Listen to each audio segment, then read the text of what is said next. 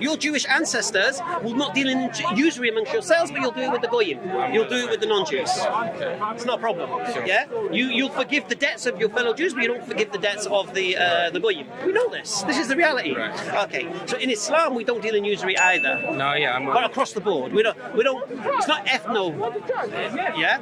If you don't think about Islam, it unites everybody. It unites classes. It unites sexes. It unites nationalities. And even religions, because your Jewish ancestors, even though you're not a practitioner, your Jewish ancestors only survived because of the Muslims in Andalusia, because the Christians were wiping you out. And who protected you for 800 years? The Muslims. I'll tell you about history. For 800 years, the Jews would have been wiped out if it were not for the Muslim protection. And there were bad parts where they got along. Well, I mean, I'm sure you're aware.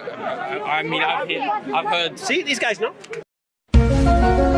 You guys know, don't you? Well, you know that if it wasn't for Islam, you guys would have been wiped out in Europe.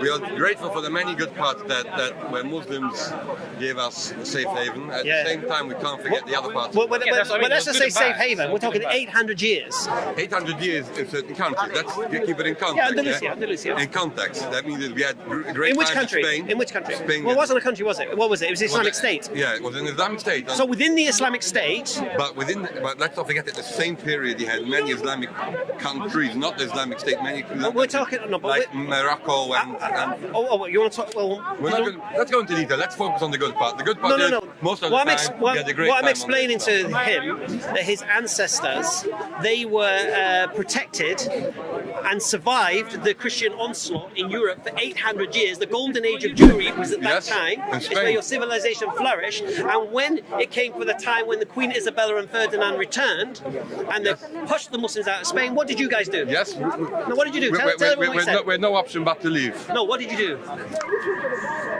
On that, we went to Muslim countries.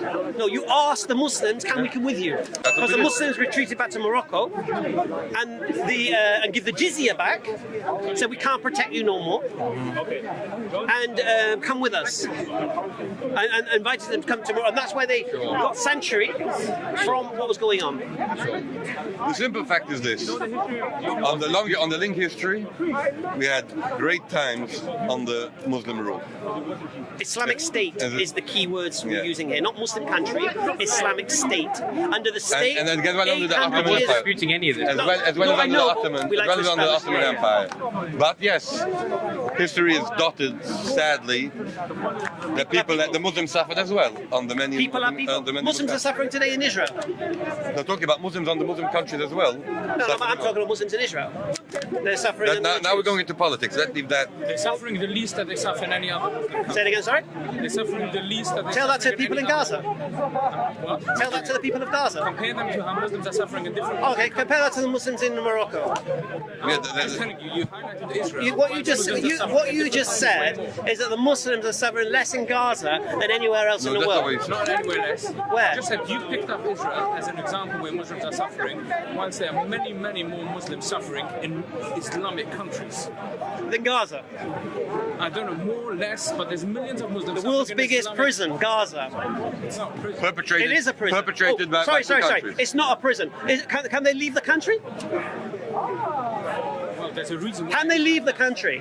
The question. Okay. Can they leave the country? Can I fly to Gaza? No. I understand that. Can I fly to Gaza? You were looking for an example where Muslims are suffering. No. And for some reason, from the entire Middle East, where in most Middle Eastern countries Muslims are suffering from Muslims, you picked up where a small minority are suffering from Jews. So yes. It's quite a strange thing.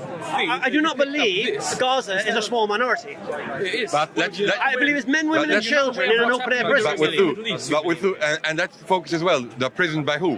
One side Israel, one side. One side Israel, one side. It's Egypt. Yeah, Egypt. And who's telling Egypt what to do? Oh, they listen to me. Why is Egypt not telling Israel what to do? Well, who controls that area? What do you mean? Israel can't tell Egypt what to do. Israel can't tell Egypt what to do. It's in their benefit. It's in their benefit to keep the border shut there. Why? It's in their benefit because they don't want the people from Gaza to come into Egypt. Oh, okay. Can I fly to Gaza? No. What do you mean? You can get into Gaza if you get a pyramid, yes. There's a proper. No. Can I fly into Gaza? Gaza Through airport. an airport? No. Right. Can I go by boat into Let me Gaza? ask you, can you fly into Kabul? Can you fly into Kabul? Now? Yes. Well, come on. We know what's going on in Kabul at the moment, isn't it? So is Kabul a prison? So is Afghanistan a prison now? Why would it be a prison now? Because a place where you can't fly in is a Why prison. can't I fly in there now?